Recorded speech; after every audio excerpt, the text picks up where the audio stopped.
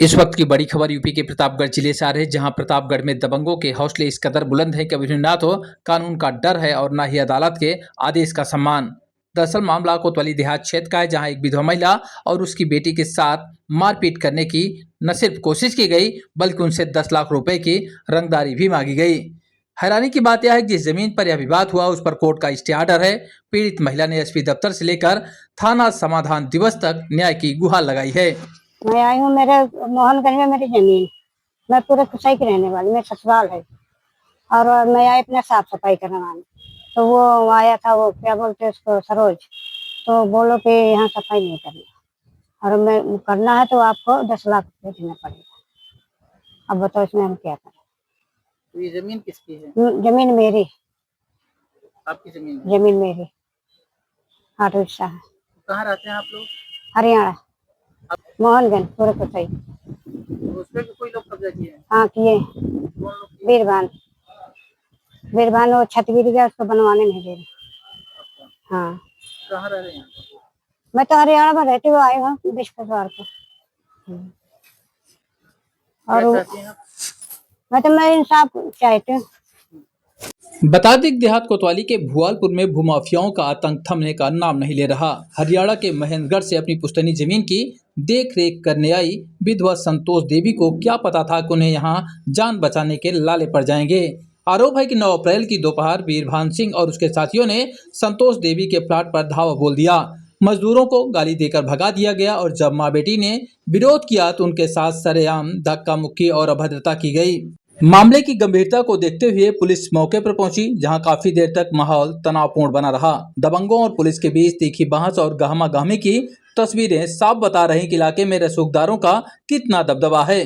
पीड़िता का कहना है कि दबंगों ने उन्हें धमकी दी है कि अगर जमीन पर कदम रखा तो मां बेटी को अपहरण कर लिया जाएगा, अगर जमीन चाहिए तो 10 लाख की रंगदारी पहुंचानी होगी। थक हार कर पीड़िता ने अब जिले के कप्तान यानी एसपी ऑफिस में न्याय की गुहार लगाई है। सर, हमारा प्रॉपर्टी का इशू है जो कि हमारी खुद की है। हम अपने स्कूल प्रॉपर्टी में साफ सफाई करवाने आए थे और स्कूल में जो सरोज सिंह है, कालिका सिंह स्कूल के अंदर है वो, और वो आए, वो मेरी मम्मी के साथ गाली गुप्ता करने लग गए और उनको धक्का दिया तो मैं गई वहां बचाने, तो मुझे भी गाली देने लग गए, जान से मारने की धमकी दे रहे हैं, प्लस जो हमारे साथ हैं उनको भी जान से मारने की धमकी देते हैं। ऐसे कहते हैं कि अगर आप यहाँ आओगे तो आपको 10 लाख रुपए लेके आना है। सर, हमारी प्रॉपर्टी है ये। तो आप क्या चाहती हैं? आपने शिकायत किया इसका? हाँ जी सर, हमने हर जगह न्यायालय से भी आदेश आ चुका है, फिर भी ये लोग नहीं मान रहे। ये ऐसे कहते हैं कि हमारी प्रॉपर्टी है, आपकी नहीं है। सर, हमारे पास सारे प्रूफ हैं, इनके पास कोई प्रूफ नहीं है, नहीं तो इनके पास स्कूल का कोई प्रूफ है, अगर इनके पास है तो वो पेश किया जाए। वो पेश भी नहीं कर रहे हैं और फिर हमें भी इतना, हम काफी दूर से आते हैं सर, पैसे तो लगते ही, आपको पता ही है। कहाँ से आते हैं आप? सर, हरियाणा से। ऐसे सर काफी साल हो गए ऐसे अप डाउन कर रहे हैं। ये आपका पैतृक घर है? हाँ यस सर। तो अब आप अपनी जमीन पे काबिज नहीं है क्या इसमें? नहीं सर, अब बाहर रह रहे हैं, जैसे यहाँ पे भी कब्जा, जो घर है उसमें भी कब्जा किया हुआ है, भीरभान है सर, वो भी बहुत गाली देते हैं।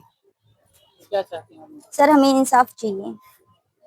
हैरानी की बात यह है कि जमीन पर दीवानी न्यायालय द्वारा 8 दिसंबर 2025 को प्रार्थी के पक्ष में स्टे ऑर्डर जारी किया जा चुका है। इसके बावजूद दबंगों ने सरेआम कानून को चुनौती दी।